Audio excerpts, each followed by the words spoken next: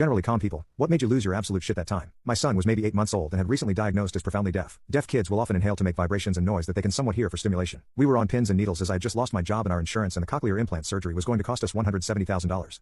We'd have to sell the house and one of the cars. We needed a break and our in-laws took us to the food court at a local mall. Our boy started to inhale and gasp. He needs a beating. An obese 20-something said no so quietly to her friends at the table next to us. I rarely curse in public and am generally non-confrontational, but a stream of insulting profanity issued from my mouth for a good 10 minutes that would have put a sailor to shame.